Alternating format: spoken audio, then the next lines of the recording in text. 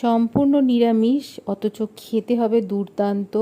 খুব কম সময় কম উপকরণ দিয়ে এমন একটা রেসিপি আজকে আমি আপনাদের সাথে শেয়ার করছি। সেটার নাম হচ্ছে মাখানা পনির। খেতে হবে অসাধারণ, একবার বানিয়ে অবশ্যই খেয়ে দেখবেন এই রেসিপিটা। তো চলুন দেখে নিই কীভাবে আমি এই রেসিপিটা বানাই। এখানে আমি 400 গ্রাম পনির নিয়েছি। পনিরটাকে একটু ধুয়ে নিয়েছি ভালো করে। তারপরে দেখুন একটু বড় বড় সাইজের কিউবের আকারে পনিরটা আমি কেটে নিচ্ছি। আমি এখানে একটু বড় বড় করে পিস করছি, আপনারা আপনাদের পছন্দ মতন কেটে নিতে পারেন।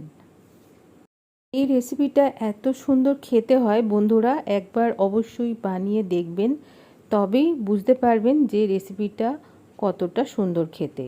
বাড়িতে গেস্ট আসলেও আপনারা এরকমভাবে পনিরের রেসিপি বানাতে পারেন। চ্যানেলের রেসিপিগুলো যদি আপনাদের ভালো লাগে, লাইক করবেন, শেয়ার করবেন আর সাবস্ক্রাইব করে আমার পাশে থাকবেন। আর বেল আইকনটা অবশ্যই প্রেস করবেন, তাহলে আমার ভিডিও সমস্ত নোটিফিকেশান আপনাদের কাছে পৌঁছে যাবে। পনিরগুলো কেটে নেওয়ার পর এখন আমি এটা সাদা তেলের মধ্যে ভেজে নেব। পনিরটা একটু লালচে লালচে করে ভেজে নেব।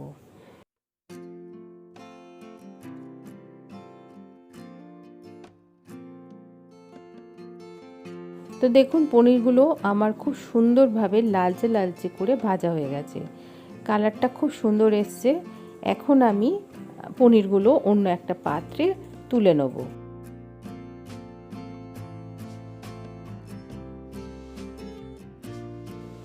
পনিরগুলো ভাজা হওয়ার পর ওই তেলের মধ্যেই দিয়ে দিলাম বড় কাপের 1 কাপের মতন মাখানা। মাখানাটা এখন বেশ ভালো করে ভেজে নিতে হবে। মাখানাটা ভাজা হয়ে গেছে, বুঝতে হবে মাখানাটা হাত দিয়ে চিপলে গুঁড়ো গুঁড়ো হয়ে যাবে, তখনই বুঝতে হবে যে মাখানাটা খুব সুন্দরভাবে ভাজা হয়ে গেছে। আর মাখানার গায়ে একটা লালচে মতন কালার এসে যাবে।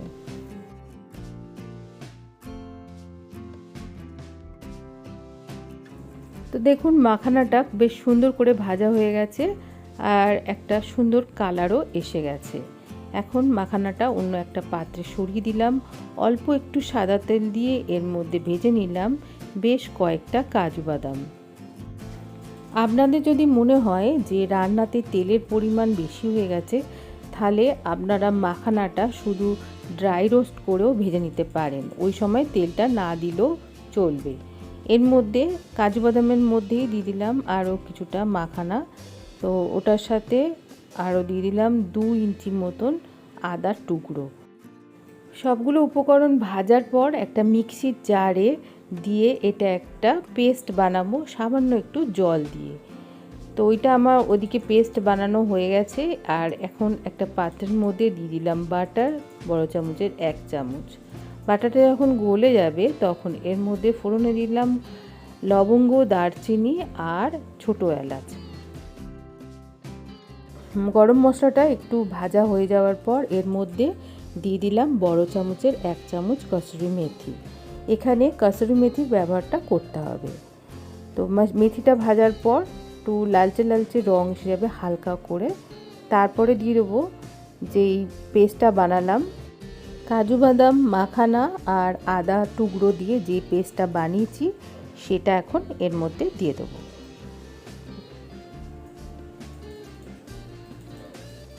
এখন গ্যাসের ফ্লেম একদমই লো করে দিতে হবে, যেহেতু এখানে কাজু বাদাম দেওয়া আছে সেই জন্যে গ্যাসের ফ্লেমটা লোতে রেখে এটা এখন কষাতে হবে। মিক্সির জারটাকে ধুয়ে একটু জলও এর মধ্যে দিয়ে দিলাম। এখন এটা ভালো করে আমাদের কষাতে হবে।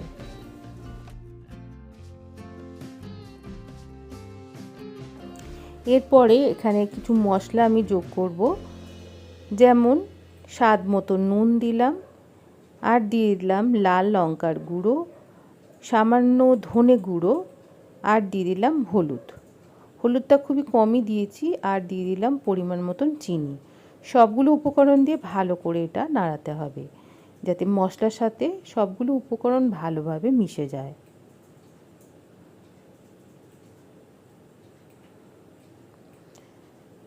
এখন একটু যোগ করলাম কাশ্মীরি লাল লঙ্কার গুঁড়ো। এতে ঝাল হবে না, কিন্তু কালারটা খুব সুন্দর হবে। তো আপনারা চাইলে দিতেও পারেন কাশ্মীরি লাল লঙ্কার গুঁড়ো, বা না দিলেও চলবে। মশলাটা যাতে খুব ভালোভাবে কষে যায়, এখন এটা আমি একদম লো ফ্লেমে ঢাকা দিয়ে 5 মিনিটের জন্য রেখে দেবো। 5 মিনিট পরে ফিরে আসলাম, তো দেখুন মশলাটা কত সুন্দর কষে গেছে আর তেলটাও অনেকটা বেরিয়ে এসছে। 2টো কাঁচা লঙ্কাও এর মধ্যে দিয়ে দিলাম। মশলা কিন্তু আমার প্রায় কষানো হয়ে গেছে। এখন এখানে আমি ছোটো কাপের 1 কাপের মতন জল দিয়ে দিলাম। জল দেওয়ার পর আরও একটু মিশিয়ে নিলাম।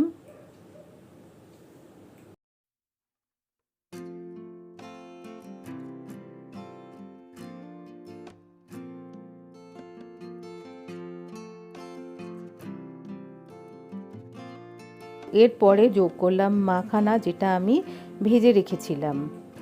এখানে আমি কিছুটা মাখানা ভেজে রেখেছিলাম আর কিছুটা পেস্ট বানিয়েছিলাম। তো ভেজে রাখা মাখানাটা আমি এর মধ্যে দিয়ে দিলাম।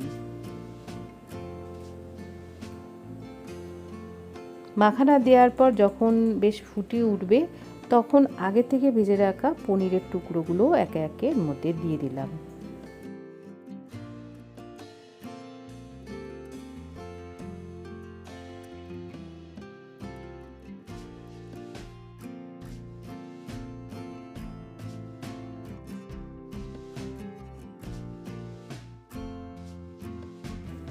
সবগুলো উপকরণ দেওয়ার পর হাই ফ্লেমে এটা একটু ফুটিয়ে নেব, কেননা এটা গা মাখা মাখা হবে, তাই জলটা একটু মেরে নেওয়া দরকার।